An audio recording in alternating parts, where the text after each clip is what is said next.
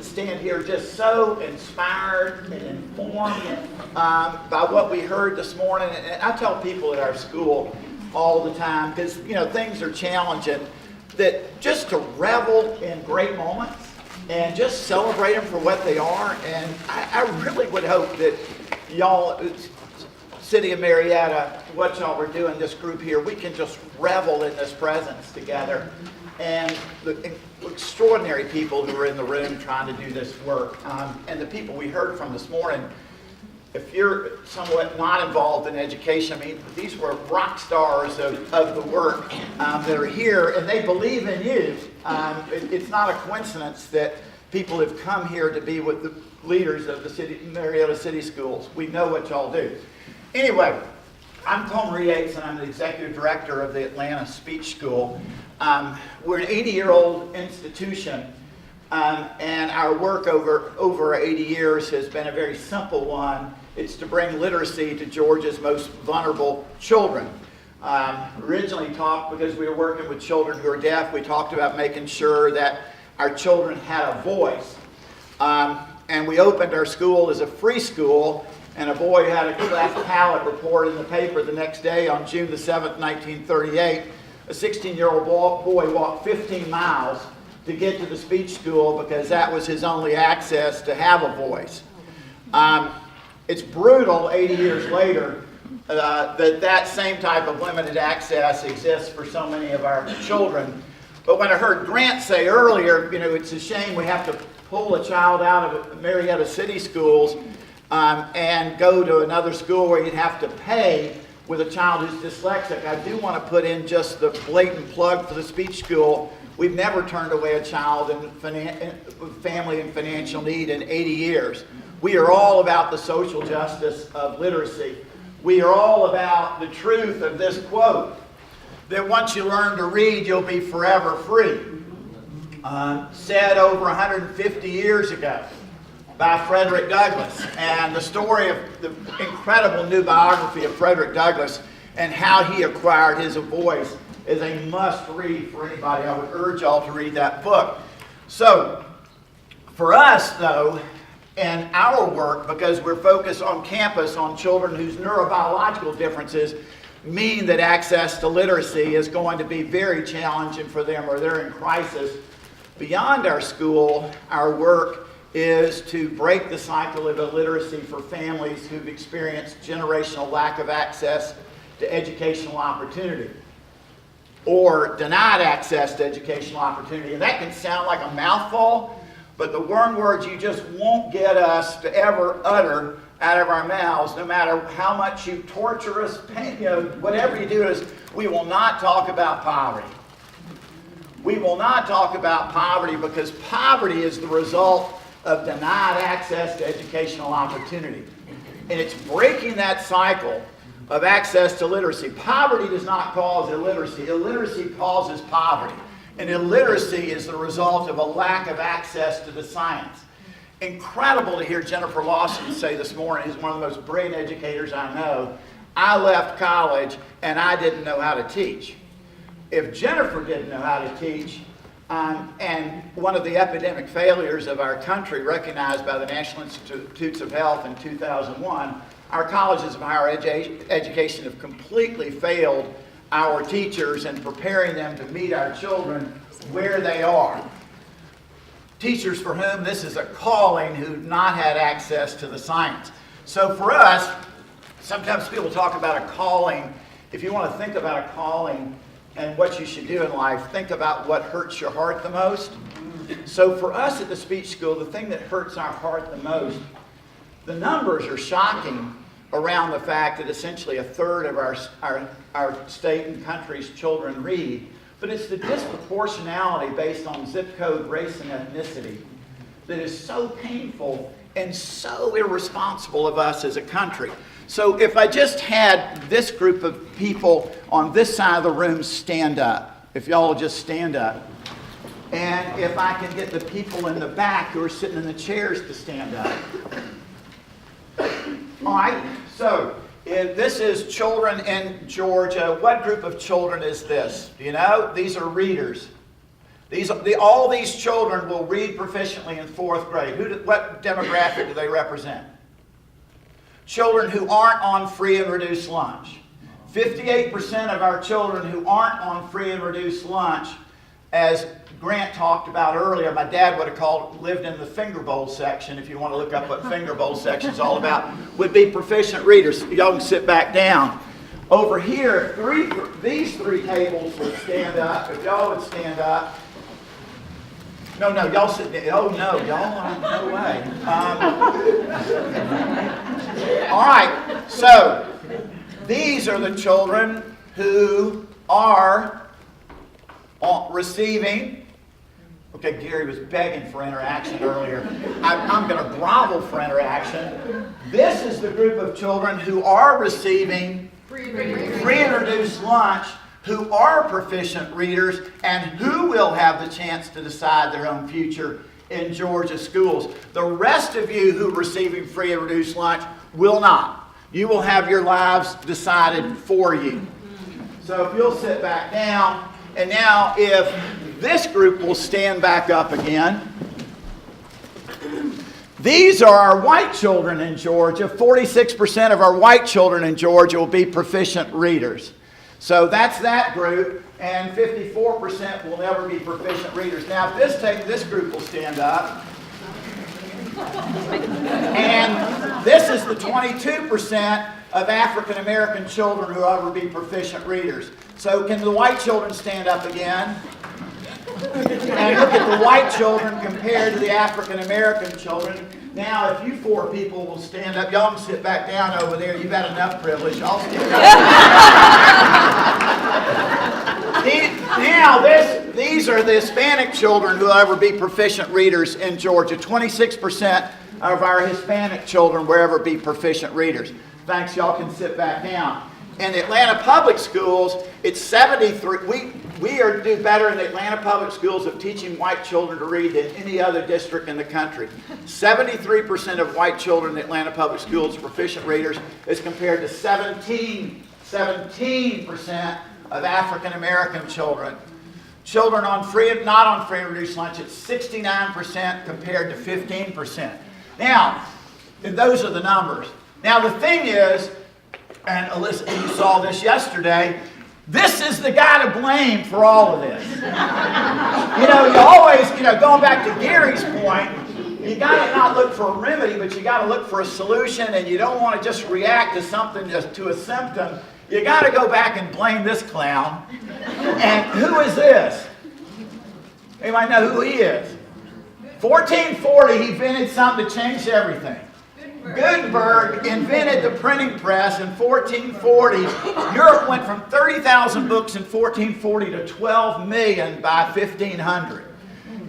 When he mass-produced print for the very first time, the ability to attach sound to symbol, if you think of hieroglyphs and earlier symbols with meaning like the Sumerians had, this was the first time other than monks copying the Bible that in order to thrive as a common man or woman, you had to have access to attaching sound to symbol. So the point is that Emily was talking earlier about we are wired to be social beings. The big thing you have to understand is a reading brain is not developed, it's not nurtured, it's not cajoled, it's not about anything but about constructing the reading brain. There is no circuit in our brains because we've only been doing it for 570 years. When we're born, there is no circuit in the brain for reading. That brain, that circuit has to be constructed. Like Emily said, we are architects, particularly of this non-natural act of attaching sound to symbol. And so the big news is, and why it's particularly crushing, for 550 years after Gutenberg invented the Bible, and invented the printing press, created Gutenberg's Bible. Anyway, that is something that's really new that a lot of people don't understand, that Gutenberg invented the Bible. You'll only get that here. But anyway, after he invented the printing press, for 550 years, we did not understand how this circuit was constructed. It was trial and error. Why was Abraham Lincoln maybe our most literate citizen who had 2 illiterate parents and lived in a wilderness of illiteracy? Well, there's a brain reason for that we could talk about, and it has a lot to do with his father. But we, in the last 20 years, we know exactly what to do to construct every child in this country's reading brain. We can talk about data, we can talk about pilot projects, but the top researchers in the country have determined what we have to do as adults. And as Emily said again, we are the architects of constructing a reading brain.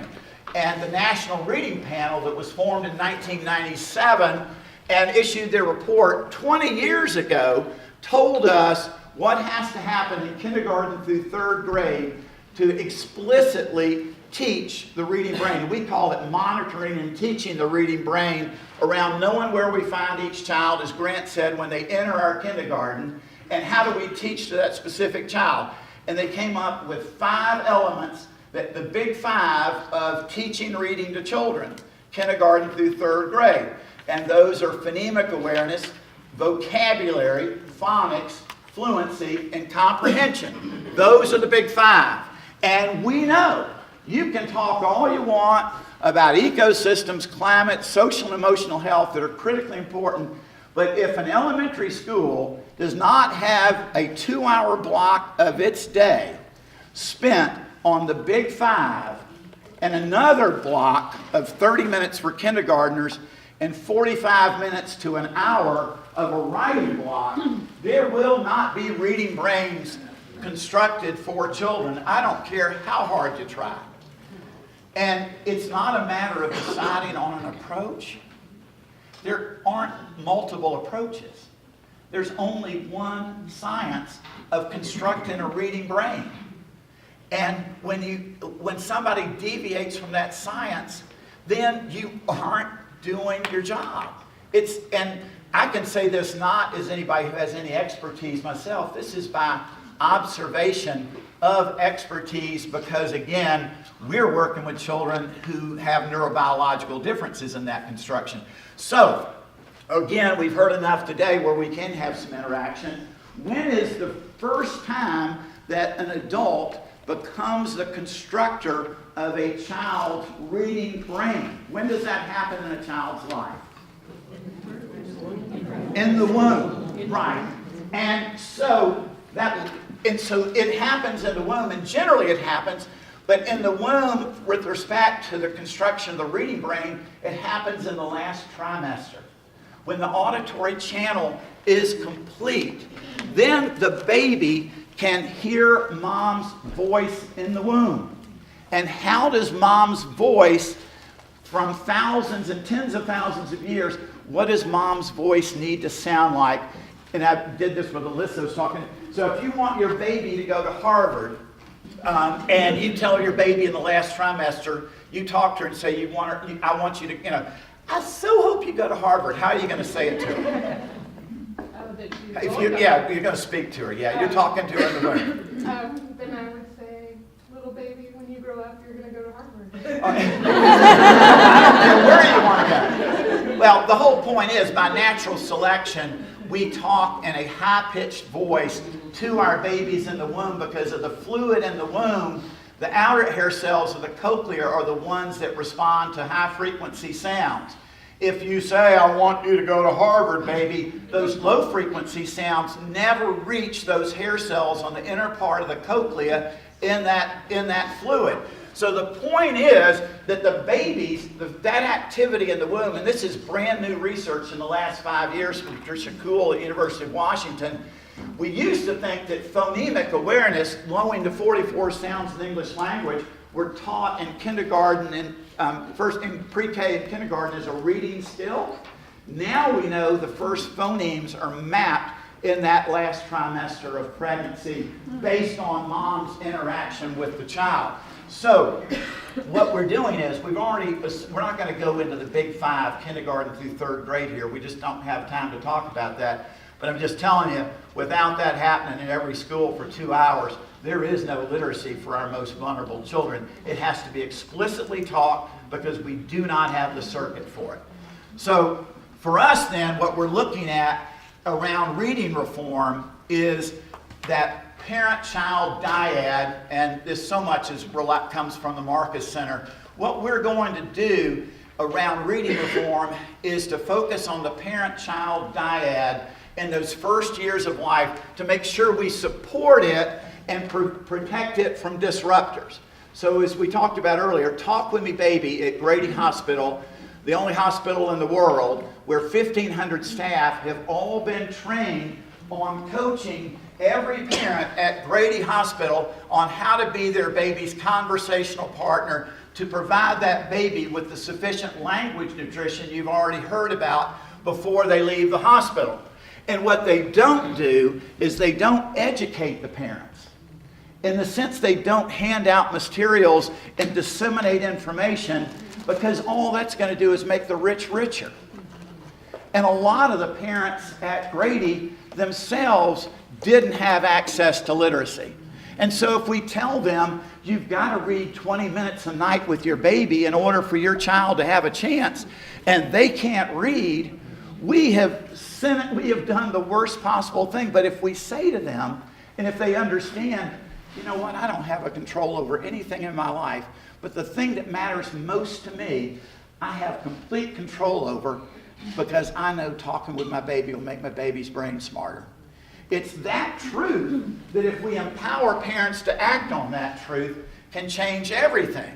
And so at Grady, that idea of creating a Talk With Baby hospital, Ariane's work, leadership, by this fall, from Grady, there will be a course for every OBGYN, birthing hospital, and pediatric clinic in the country to become a Talk With Me Baby center on the Speech School's Cox campus through the Department of Public Health, where Grady has redefined a healthy birth.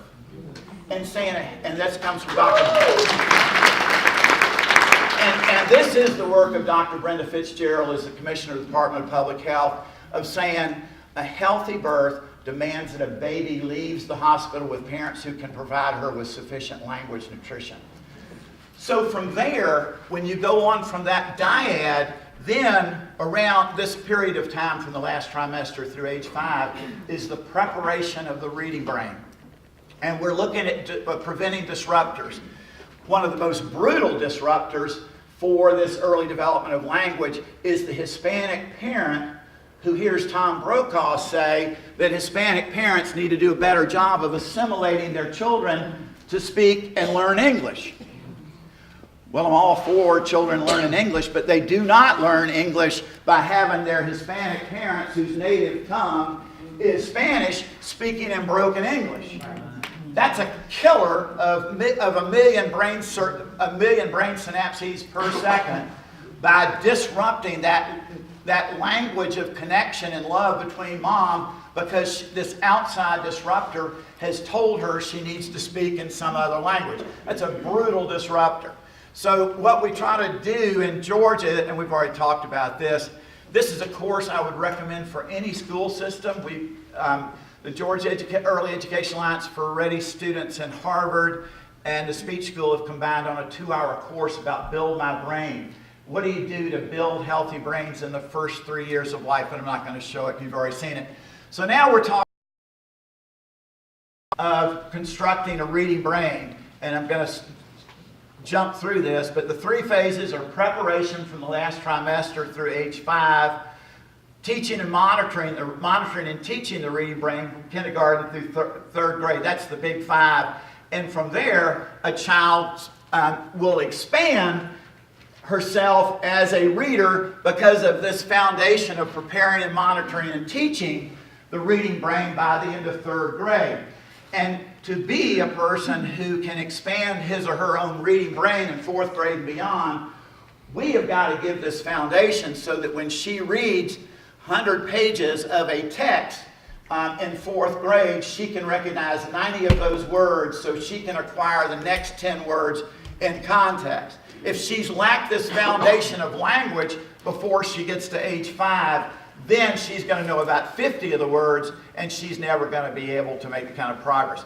Ariane, I see you coming to the front, so I'm kind of nervous. With the video. Oh, thank you. How long do I have? Just tell me. 10 minutes? Yeah. Oh, good. Okay. I was negotiating. Anyway, thank you. They take you first.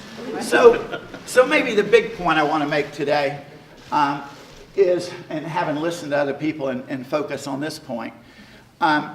So if we heard just unequivocally, and we see from the research from Patricia Kuhl, that children are mapping language onto their brains, a phonemic map in the last trimester of pregnancy in the womb, and building phonemes before they're ever born, because they are so crazy connected with their mom that they don't forget a sound their mom makes.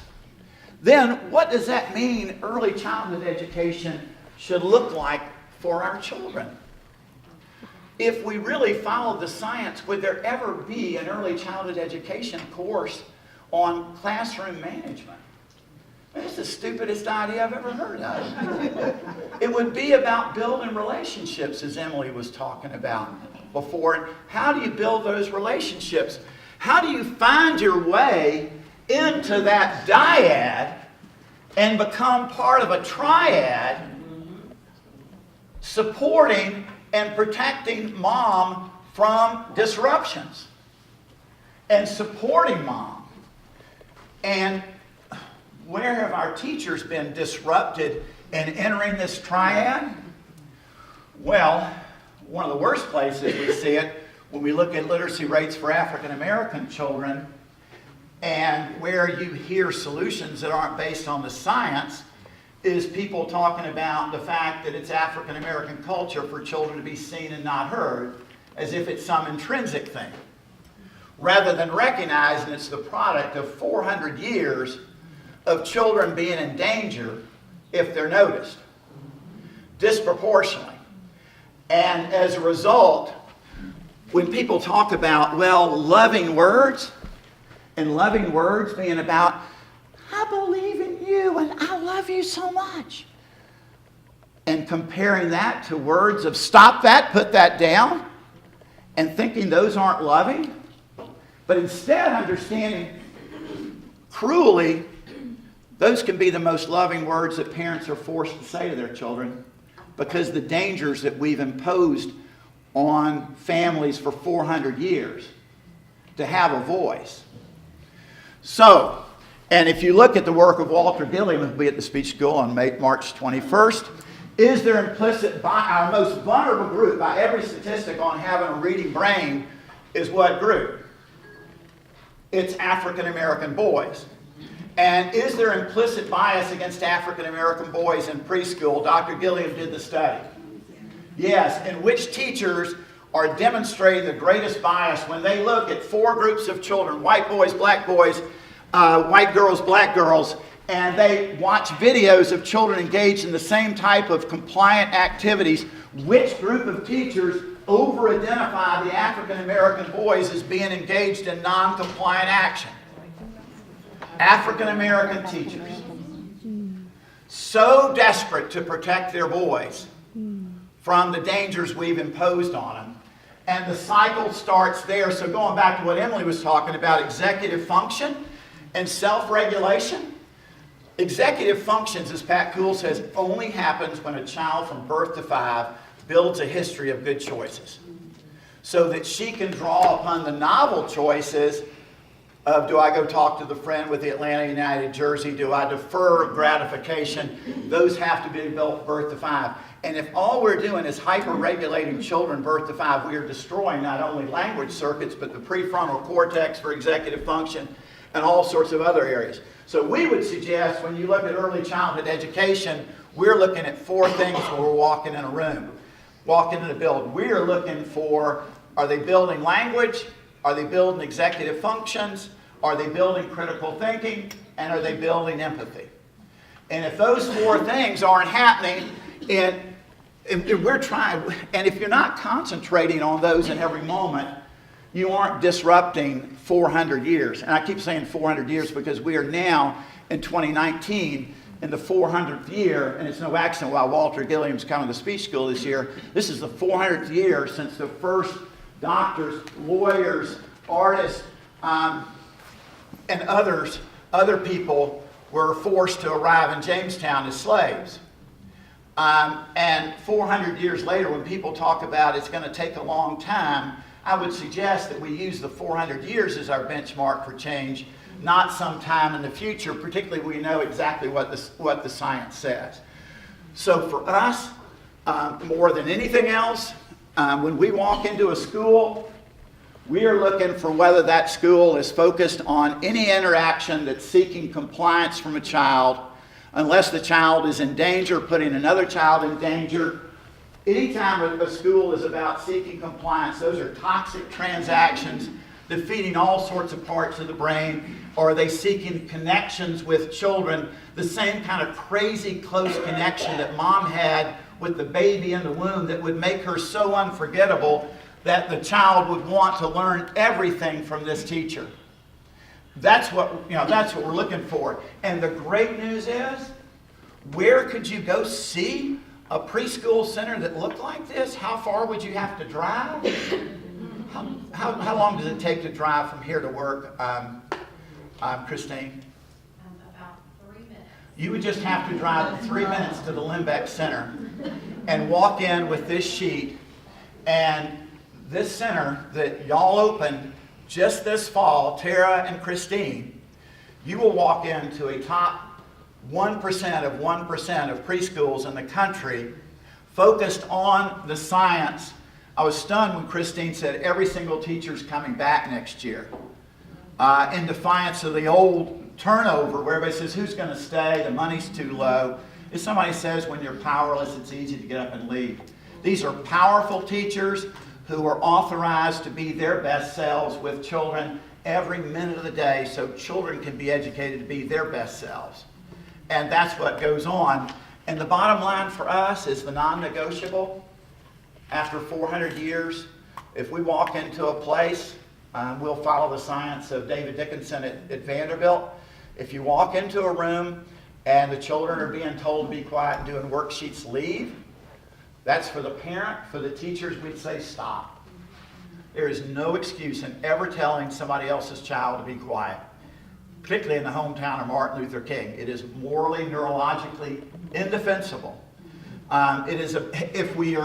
The child in the womb, what was her skill that started building her brain?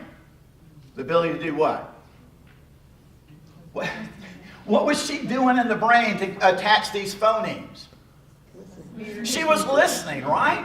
So the behavior we want is for children to listen, not to be quiet. And if you look at the Chinese symbol for the verb to listen, you see 4 things on the head and torso that are open. And you can probably guess real fast because my 10 minutes are almost up. In fact, they may be over. What 4 things have to be open that we're going to teach our children? And there's a line in there for undivided attention. What are the 4 things that have to be open? Eyes, ears, heart, and mind. St. Benedict says it beautifully. He says, listen with the ear of the heart. If we could train our teachers to do that. But I have tried this over and over again, and I've yet to see some teacher, and what I've observed, practiced, not something I came up with. If I want to get my pre-K class from here to the lunchroom and get past the 3rd graders who are taking high-stakes testing on the milestones, which is also a joke, because all the milestones is measured as comprehension. And so all it's done is have school systems create bubble kids.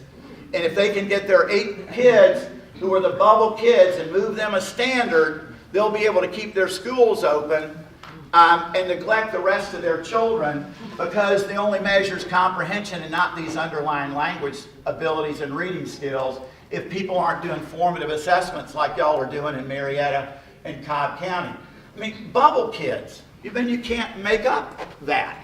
So anyway, after that rant about milestones, I forgot where I was. But Get past the milestones test. so if you want them to pass the milestones test, if this is a pre-K class, you can't hardly find a teacher in Georgia if you're thinking about how do I get them past these kids doing high-stakes testing to the lunchroom, what do y'all need from this pre-K class?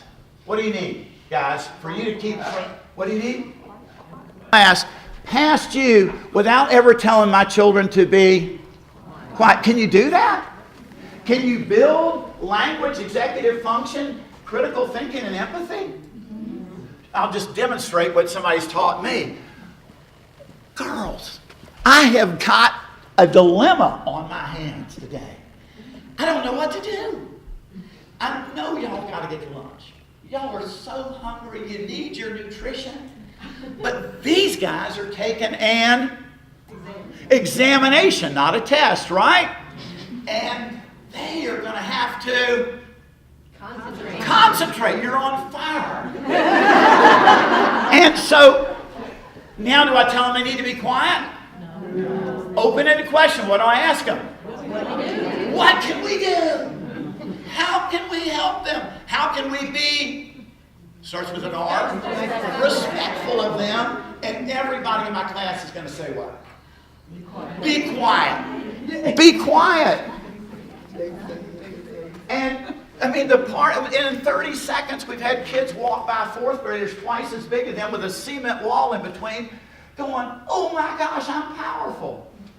I can be that social being. I'm not catching a bubble. All right? So anyway, that's enough of that. All right. So can we play this real fast? So here's what it looks like in action. And so we have a Cox campus where we train teachers, and this is one little clip from the Cox campus. No, can we go back in mind? It's just a 15-second clip. You have finally arrived. You know, Miss Evans was a little concerned that you weren't going to be here today. How are you feeling this morning? Good. Well, you look like you're ready to have an exciting day. Are you? Okay, let's do it. Let's do it. I mean, talking about risk versus resilience. She's late. She's been late a lot to have the background. Instead of being wrong, my day's going to be better, Madison, because you're here. Not you need to be here, but this place is going to be a better place by your presence. So that's our Cox campus has people who are doing these things, and we train people. We have 57,000 teachers in 42 countries. The Woodrow Foundation, the Cox Foundation have made available about how to. So last video, and I think we're done. Trouble. It's getting worse. Our futures are at stake. The problem is teachers telling us to be quiet. And when they do want us to use our words, a lot of us don't have any. They want us to stop talking and pay attention. But I can't if I'm afraid I'll make them mad. We know that there are times when you need our attention, but if we keep on being quiet, we never learn how to use our words. And they will fall further and further behind. Let me show you where it starts. That's my friend on the changing table. There's our teacher, Miss Ellis. She always took good care of me, but I wish she would have talked with me. She just didn't know it was important. No one told her. This is the time that you need to start talking with children.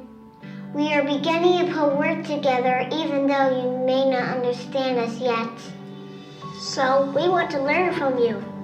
But the talking shouldn't stop there. That's Miss Fredericks. She never told me to be quiet, but she did tell me to catch a bubble or to zip it. I need you to catch a bubble. You need to stop talking. It is way too loud in the room.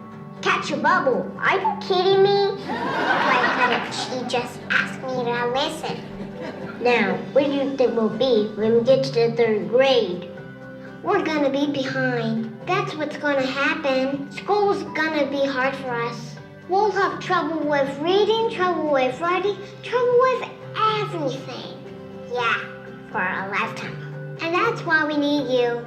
We need you to give our voices power. And here's how you can help us. When you're changing diapers, tell us about your day. Tell us about what you're doing. What did you enjoy doing today when we went outside? We love to hear your voice and new words. And when you want our attention, try singing to us. Or try this. Listen up. What's up? What's up? See what I mean? Don't be afraid to use big words with us. We have big ideas, and we need big words to share these ideas with you. And support our home language. It only takes a little effort on your part. You can learn a few words to greet us. Buenos dias. Hola. How are you? Good. You ready to put your backpack up? You can take it out. Now that's not so hard, is it? First of all, get down on our level. Talk with us. Use your words. Ask us what we think, not what color a banana is. Give us the words that we need to solve problems on our own. We need you to make us a promise. We need you to promise us that you'll never tell us to be quiet again. I need you to catch a bubble. You need to stop talking. Why would you want to silence us? Can you promise us? Can you pinky promise us?